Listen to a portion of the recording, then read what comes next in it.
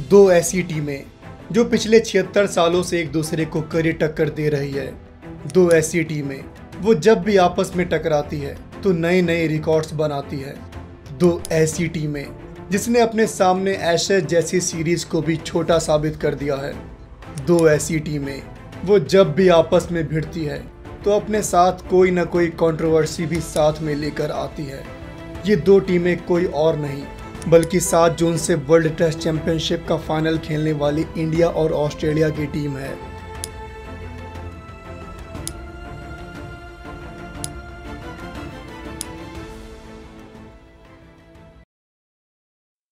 साल था 1947 जब इतिहास में पहली बार इंडिया ने ऑस्ट्रेलिया का दौरा किया था।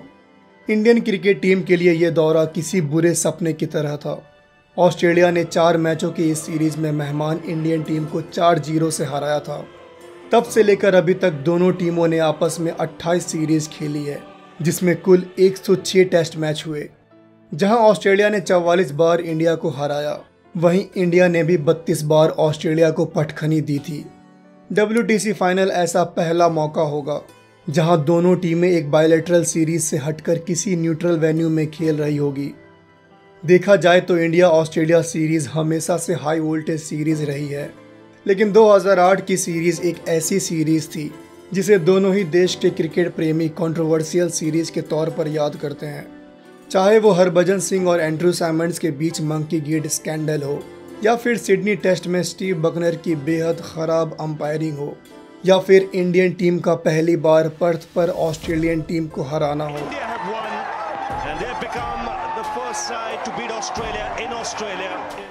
यानी इस सीरीज में हर वो बात थी जिसने इतिहास के पन्नों में अपनी एक खास जगह बना ली। इस कंट्रोवर्शियल सीरीज की शुरुआत मेलबोर्न में हुई। ऑस्ट्रेलियन मीडिया इंडिया की मिडिल ऑर्डर की खिल्ली उड़ा रहा था।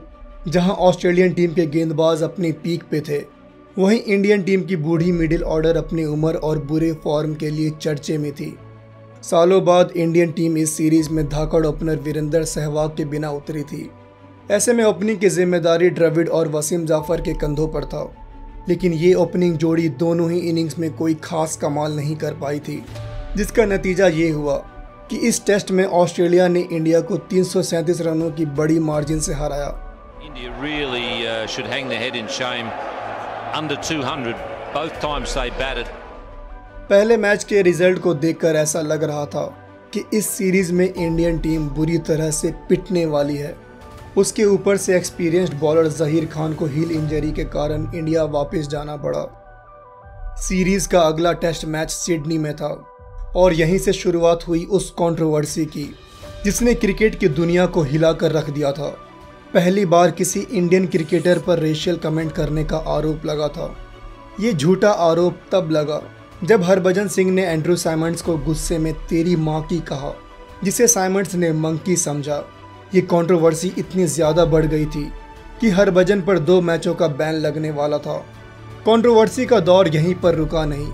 ऐसा लगने लगा था कि इंडिया ऑस्ट्रेलिया की 2008 सीरीज़ का सिडनी टेस्ट इतिहास में अपना नाम काले अक्षरों से लिखवा के ही मानेगा। इसी मैच में अनुभवी अंपायर स्टीव बकनर ने टीम इंडिया के अगेंस्ट एक के बाद एक खराब फैसले दिए थे, चाहे वो साइमंड्स का कैच आउट ना देना।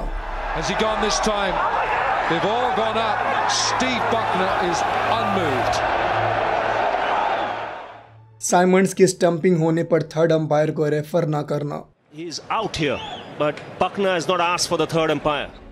द्रविड़ की गेंद बैट की जगह पैड पर लगने पर कॉट बिहाइंड दे देना। Little nick off the pads, into the gloves, all the Aussies going up, and that was the end of Rahul Dravid. ये कुछ ऐसे फैसले थे जिसने सिडनी टेस्ट क्रिकेट की कंट्रोवर्सी को और ज्यादा बढ़ा दिया था कि नौबत यहाँ तक आ गई कि टीम इंडिया ने इस सीरीज को रद्द करके वापस घर जाने का मन बना लिया था। बकनर की अंपायरिंग का लेवल इतना ज़्यादा खराब था कि पूरे क्रिकेट वर्ल्ड में स्टीव बकनर की थू-थू होने लगी थी। दोनों ही देशों की मीडिया बकनर के साथ साथ ऑस्ट्रेलियन टीम को भी लताड़ रही थी। इंडिया में तो जगह जगह पर क्रिकेट प्रेमी सड़कों पर प्रदर्शन करके बकनर का विरोध करने लगे थे। इस तरह के प्रदर्शन पर दोनों ही क्रिकेट बोर्डों पर दबाव बढ़ने लगा था, जिसका नतीजा ये हुआ कि बकनर को उस पूरी सीरीज से ही अंपायरिंग करने के लिए हटा दिया गया। आखिर में ये टेस्ट मैच इंडिया हार गया था। उस वक्त इंडियन टीम के कप्तान कुंबले ने मीडिया में स्टेटमेंट दिया कि इस टेस्ट मैच में सिर्फ एक ही टीम ने गेम स्पिरिट के साथ क्रिकेट खेला है। सिडनी के बाद सीरीज का अगला टेस्ट मैच पर्थ में होना था। कहीं ना कहीं सिडनी टेस्ट की कंट्रोवर्सी ने इंडियन टीम के अंदर आग सी भर दी थी।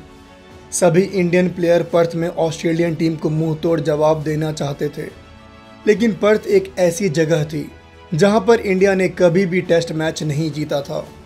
ऐसे में इंडियन टीम के लिए ये चैलेंज बहुत बड़ा होने वाला था। लेकिन कहते हैं ना, जिनके हौसले बुलंद होते हैं उनके सामने कोई भी चीज़ बड़ी नहीं होती है। आखिर हुआ भी वही। जो टीम इंडिया सीरीज़ के पिछले 2 टेस्ट मैचों में दबी दबी सी महसूस कर रही थी, उसने पर्थ टेस्ट में आग उगलना शुरू कर दिया था। पहले बल्लेबाजी करते हुए भारतीय टीम ने पर्थ की तेज पिच पर द्रविड़ और सचिन की बल्लेबाजी की बदौलत 330 रन का स्कोर खड़ा किया। इस स्कोर के जवाब में ऑस्ट्रेलियन टीम सिर्फ 212 रनों पर सिमट गई, जबकि दूसरी इनिंग्स में कलाई के जादूगर वीवीएस लक्ष्मण ने 79 रन की जुझारू पारी खेलते हुए टीम का स्कोर 294 तक पहुंचाया। 412 रनों के टारगेट का पीछा करते हुए ऑस्ट्रेलियन टीम ने युवा तेज गेंदबाज आरपी सिंह, इरफान पठान और ईशांत शर्मा के सामने घुटने टेक दिए और पूरी टीम 340 रन पर ऑल आउट हो गई। ऑस्ट्रेलियन टीम और ऑस्ट्रेलियाई मीडिया इस हार से बुरी तरह से शर्मिंदा हो गई थी। उन्हें अच्छी तरह से समझ में आ गया था कि भारतीयों से पंगा नहीं लेना चाहिए। पर्थ जीतने के बाद इंडियन टीम ने एडिलेड में हुए चौथे टेस्ट को ड्रॉ कर लिया। हालांकि ये सीरीज़ इंडियन टीम 2-1 से हार गई, लेकिन कई मायने में इसी सीरीज़ ने इंडिया और ऑस्ट्रेलिया की राइवलरी को एक कदम आगे बढ़ा दिया था। इस सीरीज़ के बाद से जो ऑस्ट्रेलियाई टीम हमेशा से बरबोली और एरोगेंट रही है और हमेशा से विरोधी टीम को दबाने की कोशिश करती रही है, उस ऑस्ट्रेलियन टीम ने भी कहीं ना कहीं ये मान लिया था कि उनके बड़बोलेपन और छीटाकसी करने की स्ट्रेटेजी इस भारतीय टीम पर चलने वाली नहीं है। अगर देखा जाए तो 2008 के बाद से ऑस्ट्रेलियन टीम के अंदर एक बदलाव सा आ गया था। जो टीम क्रिकेट के मैदान पर अपना अड़ियल रुख अपनाती थी, उसने अपने आप को अब काबू में करना सीख लिया था। ज़्यादातर एक्स ऑस्ट्रेलियन क्रिकेटर का भी ये मानना है कि ऑस्ट्रेलियन टीम अब विरोधी टीम के साथ ऑन फील्ड उतनी एग्रेसिव क्रिकेट नहीं खेलती है जिस तरह से पहले खेला करती थी। अब हम चाहे इसके लिए आईपीएल को ब्लेम करें या फिर 2018 में हुए सैंड पेपर स्कैंडल को जिम्मेदार माने, जिसकी वजह से वार्नर, स्मिथ, कमिंस, मैक्सवेल और स्टार्क जैसे बरबोली क्रिकेटर अब अपने मिजाज को हल्का रखते हैं। और साथ ही में हमें ये बात माननी पड़ेगी कि इंडियन टीम ही वो इकलौती टीम है जिसने हमेशा से ऑस्ट्रेलियन टीम की नकेल कसी है। अब 7 जून को ये देखना दिलचस्प होगा कि किस तरह से ये 2 फायर टीमें न्यूट्रल वेन्यू पर खेलती हैं और एक दूसरे को डोमिनेट करती हैं। खैर, इस फाइनल मैच का रिजल्ट जो भी हो, लेकिन एक बात की तो गारंटी है कि दोनों ही टीमों के लिए ये फाइनल आसान नहीं होगा। आपको क्या लगता है, इस WTC फाइनल में कौन जीतेगा? नीचे कमेंट करके बताएं।